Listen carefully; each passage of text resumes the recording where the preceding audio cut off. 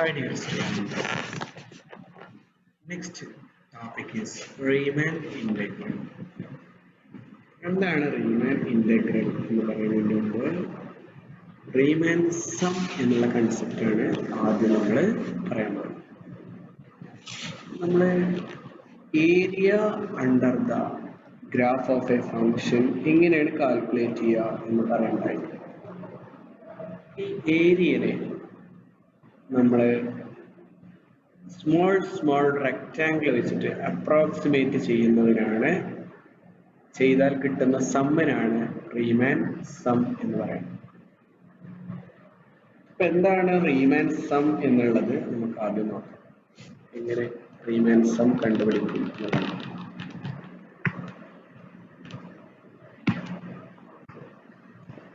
Let y equal to f of x be a function defined on closed interval a b.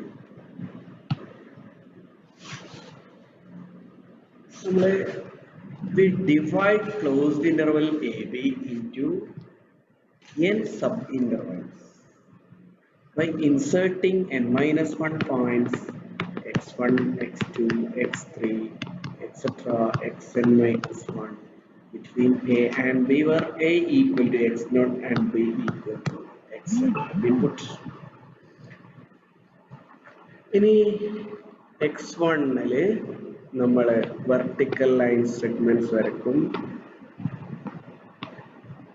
നമ്മൾ നേരത്തെ പറഞ്ഞ upper സമ്മും lower സമ്മും പറഞ്ഞു. Upper സമ്മും lower സമ്മും വെച്ചിട്ടില്ല, നമ്മൾ വേറെ idea ഉപയോഗിക്കണേ. We take any point in the first subinterval. First subinterval is x0, x1. x0-നും x1-നും ഇടയിൽ രണ്ട് point ഉൾപ്പെടെ ഏതെങ്കിലും ഒരു പോയിന്റ് എടുക്കുക. ഇവിടുന്ന് ആ പോയിന്റിനെ നമ്മൾ C1 എന്ന് വിളിക്കും. x1-നും x2-നും ഇടയിലുള്ള നമ്പറിനെ C2 എന്ന് വിളിക്കുക. എവിടെയാവാം, x1 ആവാം, x2 ആവാം, അതിന്റെ രണ്ടിന്റെ ഇടയിൽ ഏത് പോയിന്റും ആവാം. അതേപോലെ C3, ഈ ഇന്റർവെൽ C3 സെലക്ട് ചെയ്യുക. അങ്ങനെ ഈ ലാസ്റ്റ് ഇന്റർവെൽ CN സെലക്ട് ചെയ്യുക. ഈ C1-ൽ നിന്ന് ഗ്രാഫിലേക്ക് ഒരു ലൈൻ സെഗ്മെന്റ് എടുക്കുക. ഈ പോയിന്റ് ഏതായിരിക്കും, f of C1 എന്നുള്ള വാല്യൂ ആയിരിക്കും ഇതിന്റെ ഹൈറ്റ്. ഈ ഹൈറ്റില് റെക്റ്റാങ്കിൾ കൺസ്ട്രക്ട്. അപ്പൊ നോക്കുക, നമ്മളെ ലൈൻ സെഗ്മെന്റ് വരക്കുമ്പോ ഇതിന്റെ താഴ്ഭാഗം റെക്റ്റാങ്കിളിന്റെ ഫോം ആയിരിക്കും, ഈ ഭാഗം റെക്റ്റാങ്കിളിന് പറ്റിയായിരിക്കും, ഈ ഭാഗം മുകൾ ഭാഗം മാത്രം ഒരു പോളിഗണൽ ഷേപ്പ് ആയിരിക്കും. അപ്പൊ മുകൾ ഭാഗത്ത് റെക്റ്റാങ്കിൾ ആവാൻ ഇതിന്റെ ഹൈറ്റ് കണ്ടുപിടിക്കണം. ഹൈറ്റ് തീരുമാനിക്കാൻ നമ്മൾ ചെയ്യുന്ന ഐഡിയ ഇതാണ്. C1 സെലക്ട് ചെയ്യുന്നു. C1-ൽ നിന്ന് ഗ്രാഫിലേക്ക് മീറ്റ് ചെയ്യുന്ന പോയിന്റ്, ആ ഹൈറ്റിലാണ് നമ്മൾ റെക്റ്റാങ്കിൾ കൺസ്ട്രക്ട് ചെയ്യുന്നത്. അതുപോലെ രണ്ടാമത്തെ റെക്റ്റാങ്കിൾ കൺസ്ട്രക്ട് ചെയ്യുന്നത് C2-ൽ എവിടെയാണോ ഗ്രാഫിൽ മീറ്റ് ചെയ്യുന്നത് ആ ഹൈറ്റിലാണ് നമ്മൾ രണ്ടാമത്തെ റെക്റ്റാങ്കിൾ കൺസ്ട്രക്ട് ചെയ്യുന്നത്. C3-ൽ എവിടെയാണോ ഗ്രാഫിൽ മീറ്റ് ചെയ്യുന്നത് അത് എവിടെയാവും. അത് അകത്തും പുറത്തൊക്കെ കുറച്ച് ഏരിയ പുറത്തുനിന്ന് എക്സ്ട്രാ വരാം. നേരത്തെ അപ്പർ സമ്മിന്റെയും ലോവർ സമ്മിന്റെയും പോലെ ആവില്ലത്. അപ്പൊ ഇതേപോലെ നമ്മൾ CN എന്ന് പറഞ്ഞാൽ ഇവിടെ എങ്ങോട്ടാണ് വരിക, നമുക്ക് അവിടെ അത്രയും ഏരിയ എക്സസ് വരും. അതേസമയം മുകളിൽ എത്രയും സ്പേസ് നഷ്ടപ്പെടുന്നു. ഇങ്ങനെയുള്ള ഈ ഏരിയയുടെ സമ്മാണ്. Now what will be this area? ഈ ഏരിയ എത്ര ആയിരിക്കും എന്നുള്ളതാണ് നെക്സ്റ്റ് ചോദ്യം. ഈ ഏരിയ എന്തായിരിക്കും? ഈ ഏരിയ എന്തായിരിക്കും? ഫസ്റ്റ് റെക്റ്റാങ്കിളിന്റെ ഏരിയ. ഫസ്റ്റ് റെക്റ്റാങ്കിളിന്റെ ഏരിയ കാൽക്കുലേറ്റ് ചെയ്യുന്നത് ബ്രെഡ്ത്ത്, എല്ലാ റെക്റ്റാങ്കിളിന്റെയും ബ്രെഡ്ത്ത് ഫസ്റ്റ് റെക്റ്റാങ്കിളിന്റെ x1 മൈനസ് x0 ആയിരിക്കും. x1 മൈനസ് x0 ആയിരിക്കും ഫസ്റ്റ് റെക്റ്റാങ്കിളിന്റെ ബ്രെഡ്ത്ത്. ഇതിനെ നമ്മൾ ഡെൽറ്റ x1 എന്ന് വിളിക്കും. രണ്ടാമത്തെ റെക്റ്റാങ്കിളിന്റെ ബ്രെഡ്ത്ത് x2 മൈനസ് x1 ആണ്. അതിനെ നമ്മൾ ഡെൽറ്റ x2 എന്ന് വിളിക്കും. മൂന്നാമത്തെ x3 minus x2 delta x3 എന്ന് വിളിക്കും. Delta xk equal to xk minus xk minus 1 k equal to 1, 2, etc. n. This is our formula. K ക്ക് 1 കൊടുത്താൽ delta x1 equal to x1 minus x0. Delta xn equal to xn minus 1. Right? These are the breadths of the rectangles. What are the heights? What are the heights? Height of the first rectangle is C1 il graph meet in the point f of c1. So sum of the areas of rectangles equal to length f of c1 into delta x1 is the area of the first rectangle. What about second rectangle? What about the area of the second rectangle? Length equal to f of c2. Length equal to f of c2. Breadth is delta x2 plus f of c2 delta x2. മൂന്നാമത്തെ അവിടെ നമുക്കത് പറയാൻ പറ്റുമോ? f of c3 delta x3 plus etc. Last one f of cn delta xn. This can be expressed as a sum, or this can be denoted using sigma notation as in a sigma notation where denote here is equal to sigma f of ck delta xk. K starts from 1 and ends at n. This sum is sum of n rectangles, right? This sum of n rectangles. So we denote it by Sn. Sn is called Riemann sum. Sn is called Riemann sum. Now, what is Riemann sum? Explain what is Riemann sum. Let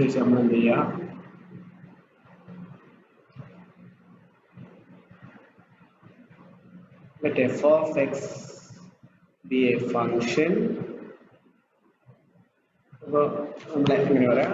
Let f of x be a function defined on closed interval a b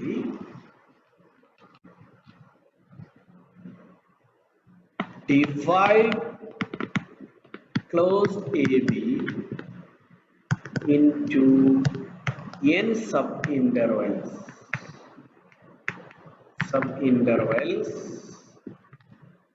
using the partition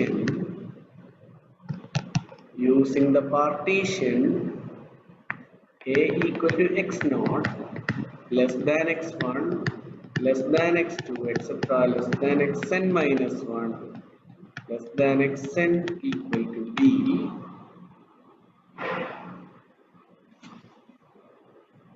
When AB is divided into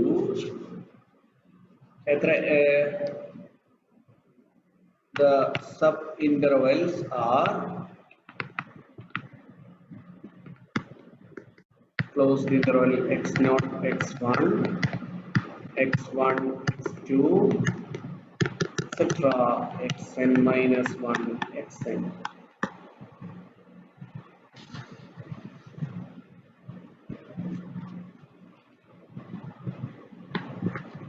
Choose ck belongs to xk minus 1 xk. K equal to 1 2 etc. n. C1 belongs to x0 x1. C2 belongs to x1 x2. Cn belongs to xn minus 1 xn. It's simple idea. Construct rectangles. Construct rectangles with the length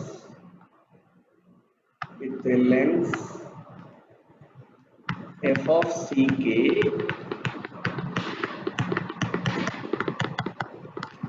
and the breadths delta xk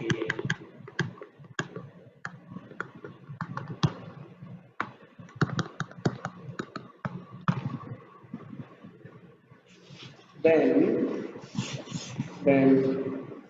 sum of the areas of the rectangles, then the sum of the constructive rectangles c1 first sub interval into f of c1 height ulla delta x1 breadth ulla rectangle undaki. Now sum of the areas of the rectangles equal to f of c1 into delta x1 plus f of c2 into delta x2 plus etc. plus f of cn into delta xn, that is Sn equal to sigma k equal to 1 to n f of ck delta xk is the sum of n rectangles which approximate the area under this graph. It's an approximation of area under this graph. Now, if we increase n or number of partitions, now we have divided closed interval AB into n subintervals. If we increase the number of partitions, width of the partitions becomes very small. Look at width വളരെ small ആവുമ്പോൾ width വളരെ കുറവായ rectangle upper side ഇവിടെ C എടുക്കാനൊന്നും സ്ഥലം ഉണ്ടാവില്ല. ഒറ്റ ഇതിന്റെ ഉള്ളിൽ തന്നെ കറക്റ്റ് ആയി വരും, പുറത്തേക്കൊന്നും പോകാനുണ്ടാവില്ല. So when the number of partitions becomes very large, this sum, the Riemann sum, coincides with the area under the graph.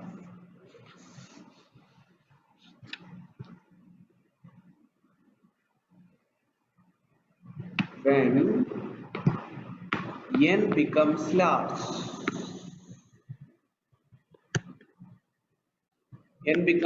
എങ്ങനെ മാത്തമാറ്റിക്സിന്റെ ടേമിൽ പറയാം? n becomes large എങ്ങനെയാണ്?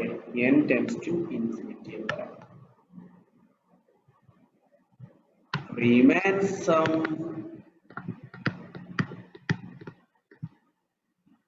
Sn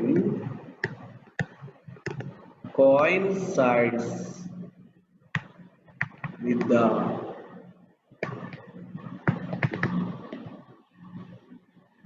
area under the graph, with the area under the graph, or with the value of integral a to b f of x dx. നമ്മൾ പറഞ്ഞില്ല സൈൻ്റെ area with the area under the graph, that's equal to integral a to b f of x. Area പറഞ്ഞാൽ X എക്സിന് താഴെ ഉണ്ടെങ്കിൽ രണ്ടും അതിനെ കുറിച്ചൊക്കെ നമ്മൾ വിശദമായിട്ട് പറഞ്ഞാണ്. അപ്പോ ഇന്റഗ്രൽ അപ്പൊ എങ്ങനെയാണ് മാത്തമാറ്റിക്കലി നമുക്ക് എഴുതാൻ പറ്റുക? Integral a to b f of x dx is equal to Riemann sum. Riemann sum എന്താണ്? k equal to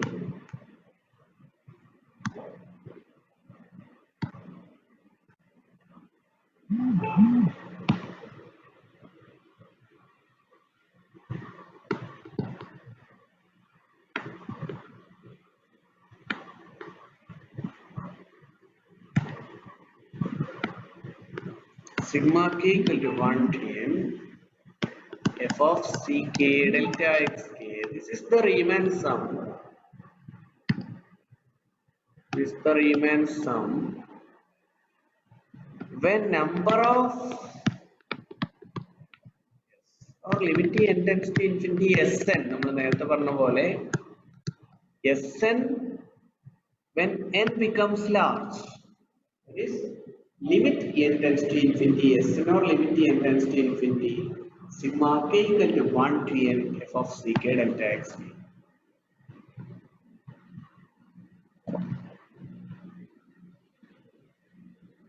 This is called the Riemann integral. Called the Riemann integral of f on closed interval.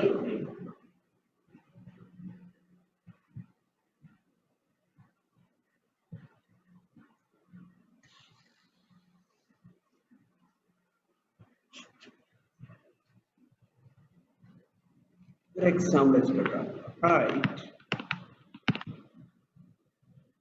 Integral 0 to 1 x cubed dx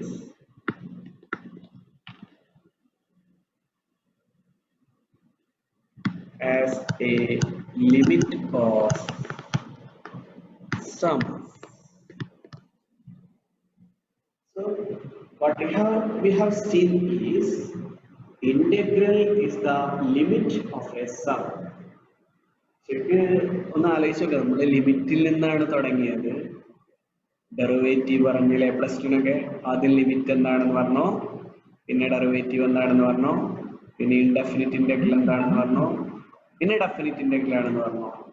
നമ്മൾ നേരെ reverse ചെയ്യാണ്. അത് indefinite integral definite integral is calculated using ഇങ്ങനെയാണ് integral 0 to 1 x cube dx നെ limit of സംസ് ആയിട്ട് എഴുതുക എന്നാണ്. ഓക്കെ, അപ്പൊ ആദ്യം എന്ത് ചെയ്യണം? ക്ലോസ്ഡ് ഇന്റർവൽ 0 1 ഒരു പാർട്ടീഷൻ ഡിഫൈൻ ചെയ്യണം.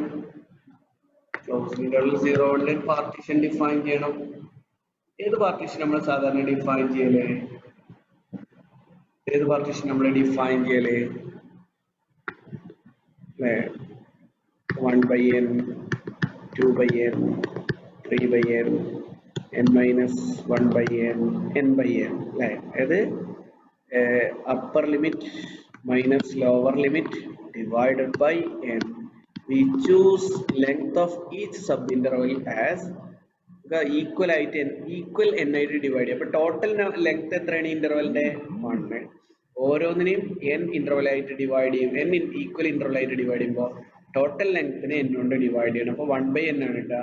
0 1/n ആഡ് ചെയ്താൽ 1/n കിട്ടും. 1/n 1/n ആഡ് ചെയ്താൽ 2/n 3/n അങ്ങനെ n-1/n n/n. അപ്പൊ ശരിക്ക് a എന്ന് പറഞ്ഞാൽ 0 ആണ്, x0 പറഞ്ഞാൽ 0/n ആണ്. കാരണം ഈ ഫോമിൽ ഇതിനെ ആക്കാന്നാണ്. x1 x2 x1 എന്നുള്ളതിനെ x0 എന്ന് വിളിക്കാന്നാൽ ഈ ഫോമാറ്റിലേക്ക് ഇതിനെ മാറ്റാം. 0-നെ 0/n എന്ന് പറയാം. അതേപോലെ x എന്ന് പറഞ്ഞാൽ എന്തായിരിക്കും?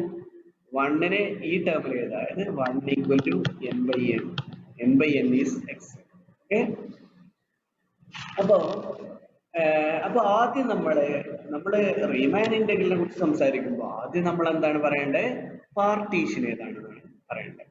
അപ്പൊ പാർട്ടീഷൻ പറഞ്ഞു. ഇനി എന്താണ് നമുക്ക് കിട്ടേണ്ടത്? F of C K. അപ്പൊ സി കെ എന്താണെന്ന് പറയണത്? സി കെ നമ്മൾ എന്ത് ചെയ്യും?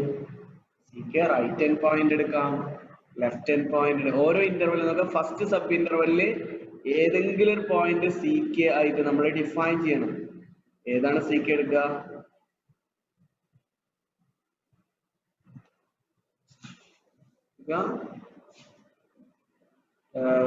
First sub interval 0 1/n, second sub interval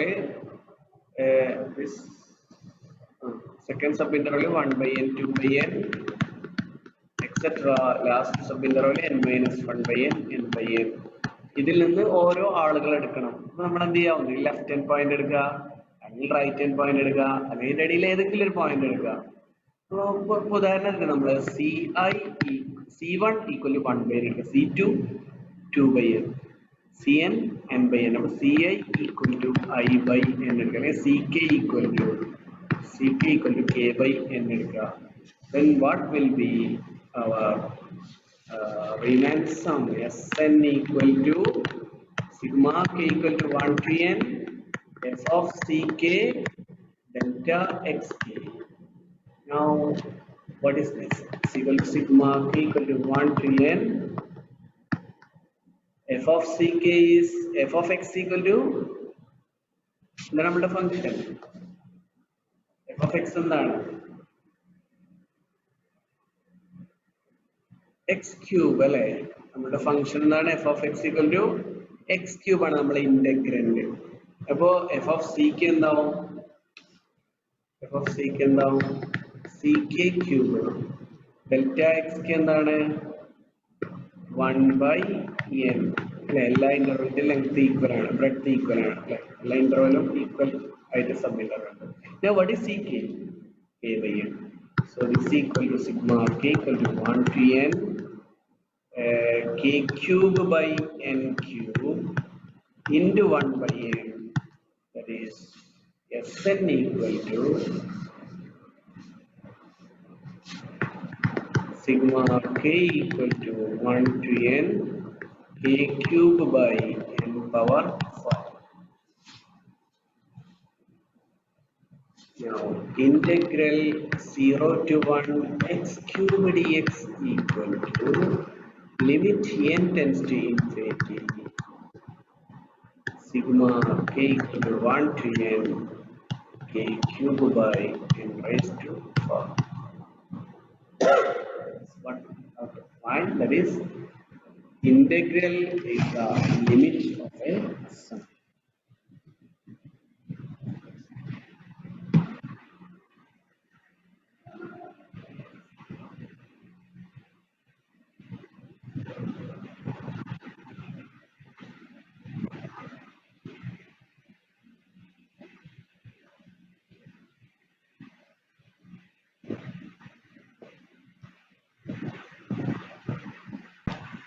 Let's take കുറച്ച് exercise problems ചെയ്യാം.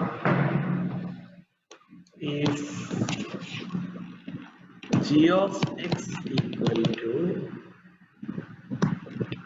1 0 less than or equal to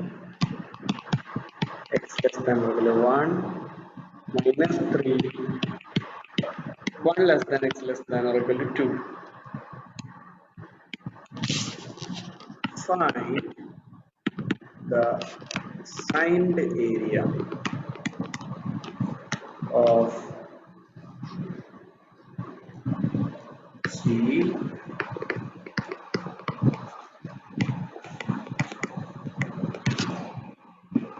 what is the signed area? Signed area ആണ് എന്ത് ചെയ്താൽ നേരിട്ട് നെഗറ്റീവ് ആണെങ്കിൽ നെഗറ്റീവ് പോസിറ്റീവ് ആണെങ്കിൽ പോസിറ്റീവ് എടുത്ത് നേരെ മൾട്ടിപ്ലൈ ചെയ്താൽ മതി signed area equal to 1 into 1 minus 0 plus minus 3 into 2 minus 1 minus 3 that is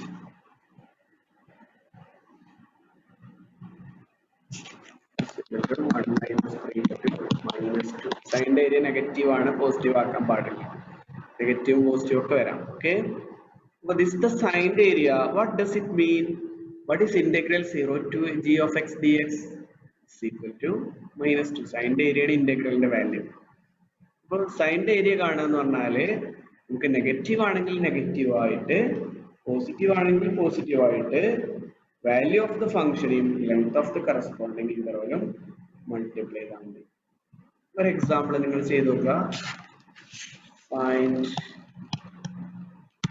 the signed area of g of x equal to minus 3 less than or equal to x less than or equal to minus 2 minus 2 less than x less than or equal to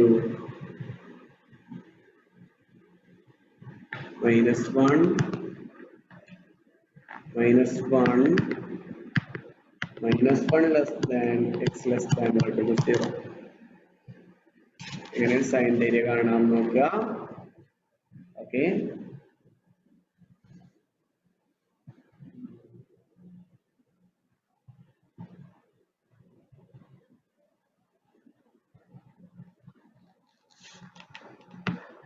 find integral 2 to 4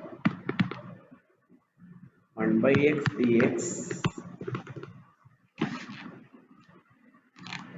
with an error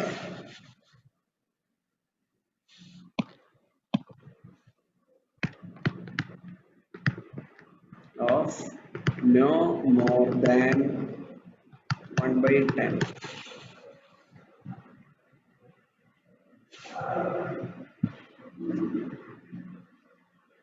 ഇത് evaluate ചെയ്യാനാണ് integral 2 to 4 1 by x dx 1 by 10-നേക്കാളും കൂടാത്ത വിധത്തിൽ എററിൽ calculate ചെയ്യാനാണ്. നമുക്ക് എന്ത് ചെയ്താൽ മതി, area കണ്ടാൽ മതി. 2 to 4 ഇന്റർവെലിനെ ഡിവൈഡ് ചെയ്യണം. എത്ര ഇന്റർവെൽ ആയിട്ട് ഡിവൈഡ് ചെയ്യേണ്ടി വരും? ഒരു നമ്മള് 2 to 4 ലെങ്ത് എത്ര ഒരു 2 ഒരു എന്താ പറയാ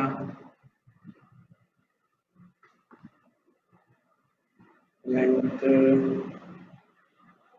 delta x equal to 4 minus 2 എന്ന് പറഞ്ഞാൽ 2 അല്ലേ വരും. 4 അല്ലെങ്കിൽ 5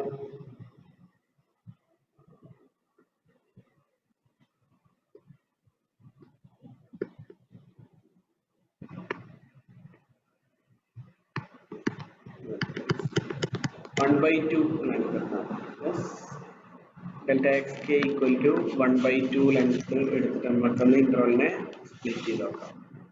അപ്പൊ 2 plus 1 by 2 എത്ര വരും? 2 4 ആണ്. അപ്പൊ ഇത് 3 വരും. പിന്നെ ഇതിന്റെ മിഡ് പോയിന്റ് 2ന്റെയും 3ന്റെയും മിഡ് പോയിന്റ് എത്ര വരിക? 2 plus 3 by 2 5 by 2 3ന്റെ 7 by 2. ഇത്രയും പോയിന്റ്സ് ഉണ്ടാവുക. ഇത്രയും പോയിന്റ്സ് വെച്ചിട്ട് നമ്മള് എന്താ പറയാ ലോവർ സമ്മും അപ്പർ സമ്മും കാണാം. ഓക്കെ,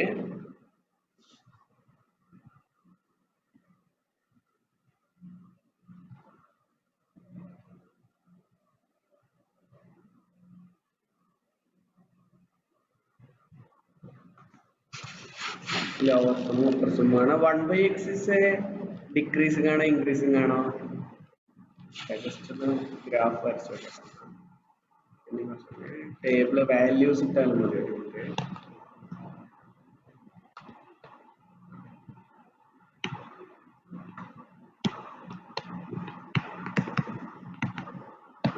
ഇത്രയും വാല്യൂസ് ഉള്ള നമുക്ക് ആവശ്യം.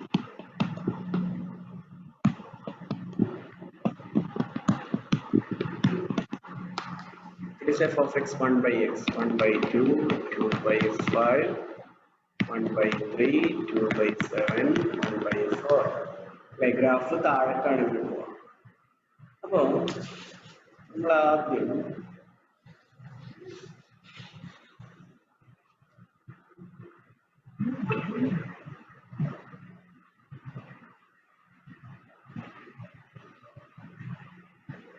ലോവർ സം ആണ്.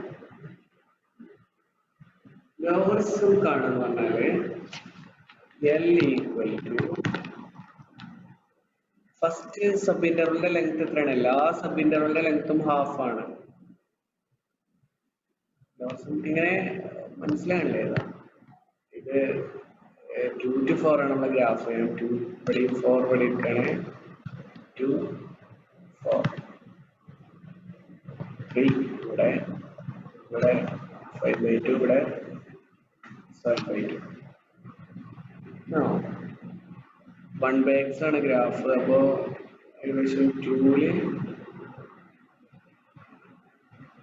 1 by 2 എടുക്കാം. 1 by 2 എടുക്കാം. 2ല് 1 by 2 ആയിരിക്കും. 4ല് ഇതിന്റെ പകുതി 1 by 4 ആവും. ഇങ്ങനെയാണ് ഗ്രാഫ് വരും. ഓക്കെ, അപ്പോ നമ്മുടെ റെക്ടാംഗിൾസ് ഇങ്ങനെ ഉണ്ടാവുക, ഇങ്ങനെയാണ് ഉണ്ടാവുക. അപ്പോൾ ഓരോ ഇന്റർവെൽ ലോവർ സം എന്ന് പറഞ്ഞാൽ ഈ ഇന്റർവെൽ ഏറ്റവും സ്മോളസ്റ്റ് വാല്യൂ ഇതാണ് വരിക. റൈറ്റ് ഹാൻഡ് പോയിന്റിലാണ് സ്മോളസ്റ്റ് വാല്യൂ വരിക. അപ്പോൾ ഫസ്റ്റ് സബ് ഇന്റർവെല്ലില് 2 5 by 2 ആണ് ഫസ്റ്റ് സബ് ഇന്റർവെൽ. അതിൽ ഏറ്റവും സ്മോളസ്റ്റ് വാല്യൂ എവിടെ വരിക? 5 by 2. 5 by 2 ഫംഗ്ഷന്റെ വാല്യൂ എത്രയാണ്? 2 by 5. അപ്പോൾ ലോവർ സം എന്ന് പറഞ്ഞാല് ഫസ്റ്റ് സബ് ഇന്റർവെലിന്റെ ലെങ്ത്, എല്ലാ ഇന്റർവെലിന്റെ ലെങ്ത് എത്ര നമ്മൾ എടുത്തിട്ടില്ലേ? 1/2 അല്ലേ? 1/2 into 2/5. ഓക്കെ ആണോ?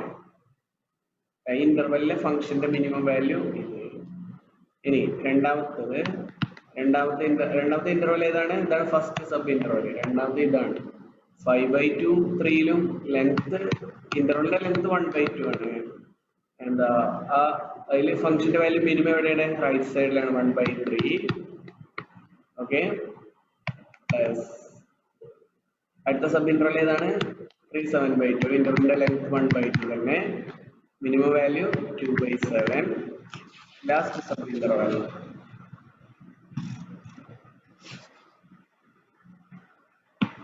plus 1/2 into 1/4. ലാസ്റ്റ് ഇന്റർവെല്ലാണ്. അപ്പൊ ഇതാണ് L. L എത്ര വരിക? 2/10 plus 1/6 plus 2/14 plus അല്ലെങ്കിൽ 1/5 എഴുതിയാൽ മതി അല്ലേ? 1/5 plus 1/6 plus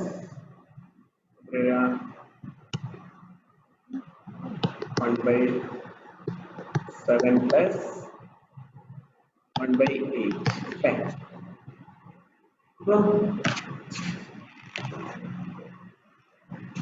എത്രയാണ് വരിക? അതേപോലെ അപ്പർ സം എന്താണ് ശരിക്കും വരുന്നുണ്ടാവുക? അപ്പർ സം എത്ര വരിക? 5 6 8 അതുകൊണ്ട് 6 ഒഴിവാക്കുക. പിന്നെ 8 അടുത്ത 3 ഉണ്ടാവും. 24 7 24 7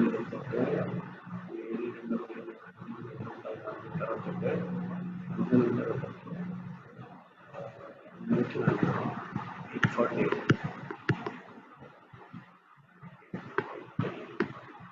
നിങ്ങളുടെ എൽസിഎം വരും. എന്നിട്ട് ഇതിനായിട്ട് ഡിവൈഡ് ചെയ്ത് ആ നമ്പർ നമ്മൾ കാൽക്കുലേറ്റ് ചെയ്യും. ഇനി വീണ്ടും എന്താ പറയാ, അടുത്ത കാൽക്കുലേഷൻ ഇതേപോലെ എടുത്ത് എന്താണ് വരിക?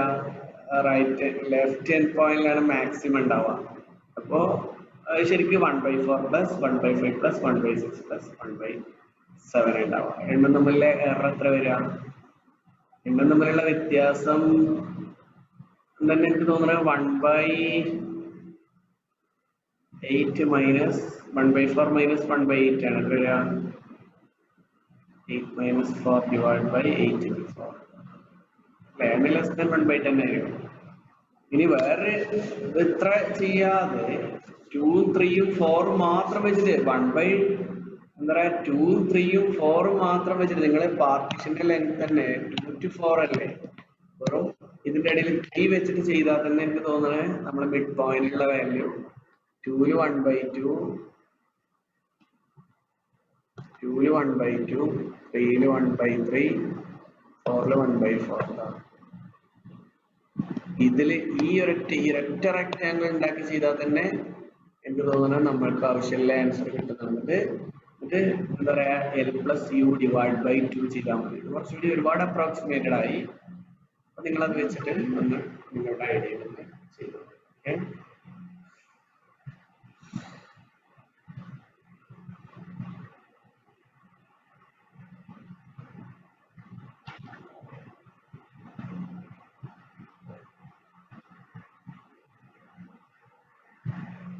This question is very important. The next question is very important. A bus moves up.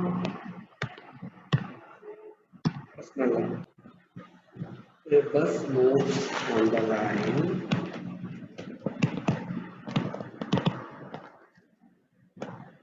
with the velocity given by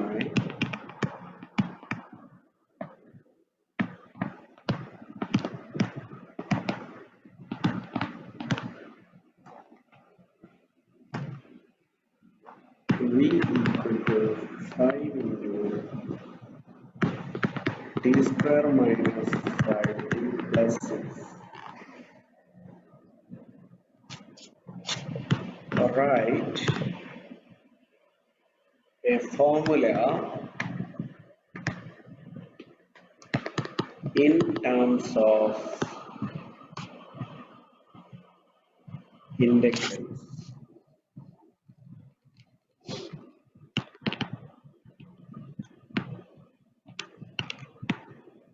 for the displacement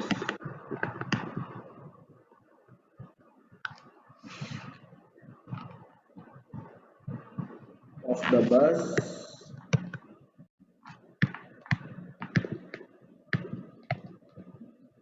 between t equal to 0 and t equal to 6.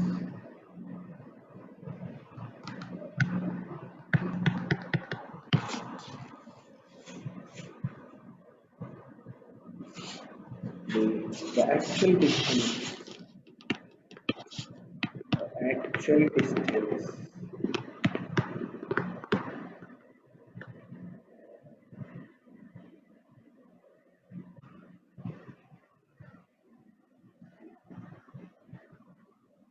v equal to t square 5 into t square minus 5t plus 6. So v equal to 0 implies t square minus 5t plus 6 equal to 0.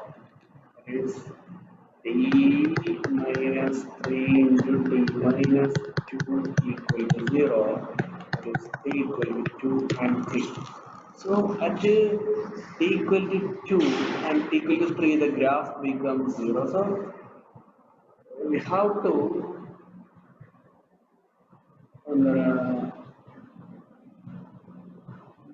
0 to 2 ഇത് positive ആണോ negative ആണോ? 0ൽ ഇതിന്റെ value എന്താണ്?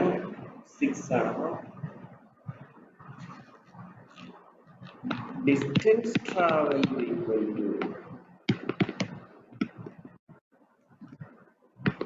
to integral 0 to 2 v of t dt minus integral 2 to 3 v of t.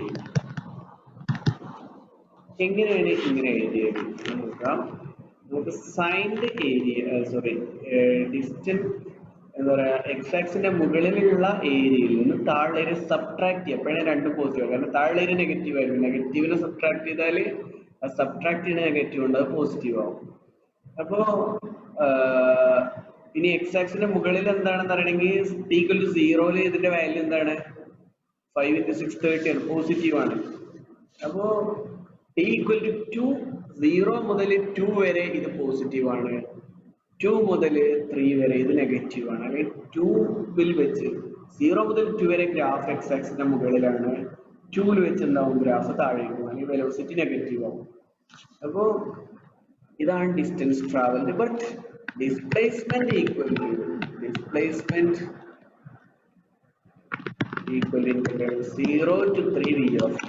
v of t ന്റെ value എന്താണ്? 5 into t square minus 5t plus 6t. അതാണ് answer ആയിട്ടുള്ളത്. അപ്പോൾ ദിസ് ഈക്വൽ ആദ്യത്തെ ചോദ്യത്തിന്റെ ഉത്തരം എന്ന് പറഞ്ഞാല് integral 0 to 3 5 into t square minus 5t plus 6 into dt ആണ് ഡിസ്പ്ലേസ്മെന്റ്. അതേപോലെ v of t ക്ക് വേണ്ടി സബ്സ്റ്റിറ്റ്യൂട്ട് ചെയ്യും. ആൻസർ. അപ്പൊ ഇതുപോലെ നിങ്ങൾ അടുത്ത പ്രോബ്ലം നിങ്ങൾ ചെയ്ത് നോക്കുക. അടുത്ത പ്രോബ്ലം എന്ന് പറഞ്ഞാല്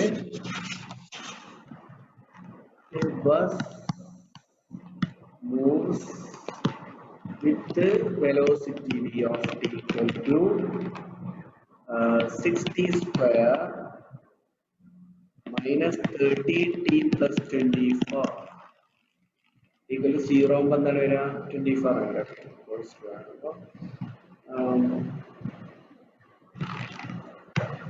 Write a formula in terms of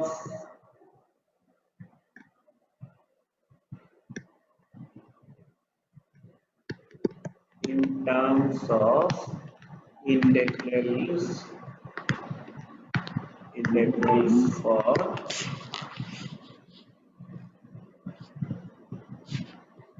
the displacement of the bus